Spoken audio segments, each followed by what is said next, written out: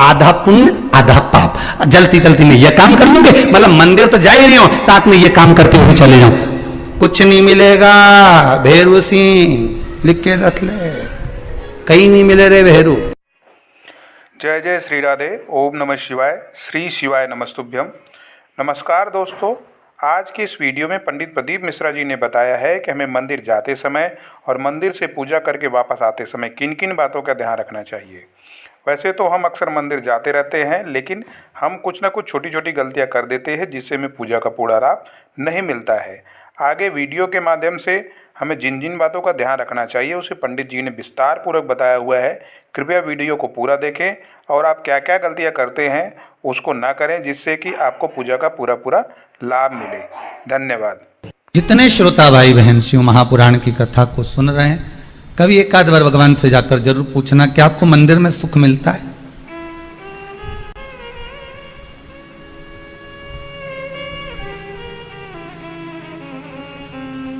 Colony में मकान बना लो और घर के बुजुर्गों से पूछ लो तुम्हें कॉलोनी में आनंद मिलता है।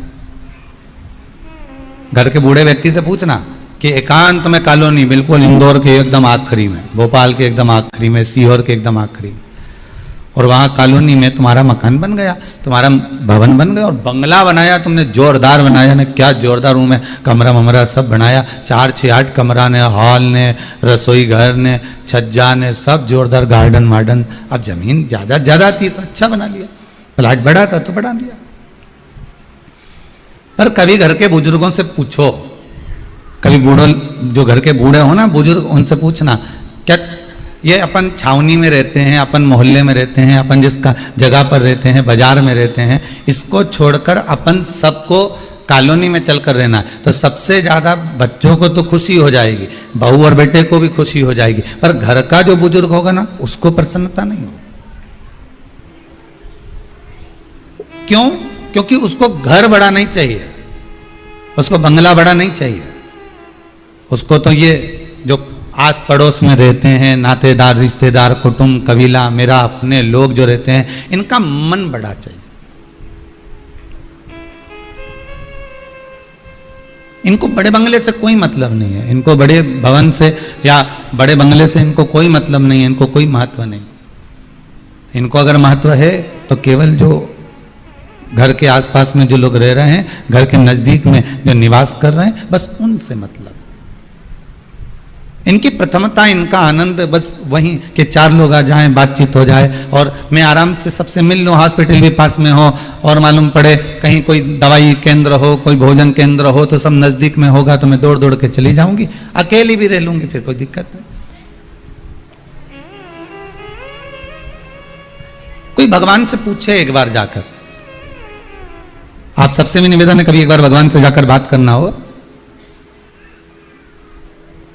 कि भगवान से पूछना, भगवान आपको मंदिर ज्यादा पसंद है कि मनुष्य का मन ज्यादा पसंद है? भगवान क्या जवाब देंगे? बोलो, जम के बोलो जरा, जितने आस्था पर कथा सुन रहे हो, भगवान क्या जवाब देंगे? भगवान से पूछा जाए कि तुम्हें मंदिर ज्यादा प्रिय है कि मनुष्य का मन, हृदय ज्यादा प्रिय है? पसंद क्या है तुम्हें रहने के लिए? तो भगवान कहेंगे अगर मुझसे पूछते हो तो मुझे तो मनुष्य का मन पसंद आता है कि जिसके भीतर मैं बैठ जाऊं। तो भगवान से पूछा कि तुम्हें मनुष्य का मन क्यों पसंद आता है? तो भोलेनाथ जी बोले, मंदिर में मनुष्य की चलती है और मन में मेरी चलती है, मन में मेरी चलती है। मंदिर में आप जैसा कहोगे ना, जरा ये दीवार पे एक फोटो टांग देना, जरा इधर से पोछा लगाते हुआ ना, इधर पानी रख देना, इधर से बाल्टी रख देना, पंडित जी सुन रहे हो जी, यहां से उठाकर उधर रख देना, और वो काम वाला आए तो उसको कहना कि इधर से झाड़ू लगाते उधर चल जाए। वहां मनुष्य की चल रही है, वहां ट्रस्टियों की चल रही है, वहां दूसरे की चल रही है। भगवान कहते हैं मुझे मंदिर नहीं, मुझे मन चाहिए, मन मेरी पसंद का होना चाहिए, क्योंकि उस मन में मनुष्य की नहीं चलती है। मन में कभी मनुष्य की नहीं चलती, मनुष्य की मन में चल ही नहीं सकती, मन में तो उसकी चलती है जैसा वो चलाएगा। भोजन कराना है तो उसकी मर्जी, नी कराना है तो उसकी मर्जी, कथा सुनाना है ये उसकी मर्जी। मान लो तुम कथा के सामने टीवी खोल के बैठ भी गए, तुमने रिमोट उठा भी लिया, तुम टीवी में बैठ भी गए और तुम्हारा मन नहीं लगा तो, क्योंकि भगवान की मर्जी, और लगा दिया कहीं नाटक में लगे तो मन पड़े मोबाइल में देख लिया, तो ये मन परमात्मा चला रहा है। तुमने जन्म से अभी तक कितने गुरुवार के व्रत करे, तुमने जन्म से अभी तक कितने पशुपति व्रत करे, ये तुमको मालूम नहीं है, पर उसके पास में एक एक व्रत का हिसाब मिलेगा। इसने सोमवार का ये व्रत करा था, अच्छा ये सोमवार का व्रत करी थी, शंकर जी के मंदिर गई थी पूजन करने, तो वहां से गिलकी खरीद के लाई थी, भिंडी खरीद के लाई थी।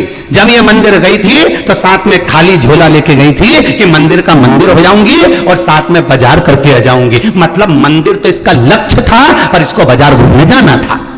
तो भगवान ने कहा पुण्य कैंसिल करो, क्योंकि मेरे लिए नहीं आई थी, ये तो भिंडी खरीदने आई थी। और तुम तो कितनी समझदार, जूड़ा मुड़ा बांध के झोला लेके वहीं से जाऊंगी, दर्शन का दर्शन कर लूंगी, भगवान से विनती कर लूंगी और वहीं से सब्जी लेके घर आ जाऊंगी। अब तुमने ये चीज तो भगवान के मंदिर जाने की सोची, अब तुमने एक चीज और क्यों नहीं सोची, शाम के रिसेप्शन में जाऊंगी, किटी पार्टी में जाऊंगी, या उसके जन्मदिन पे जाऊंगी, तो फिर मैं सब्जी खरीदती जाऊंगी, तब ले जा झोला।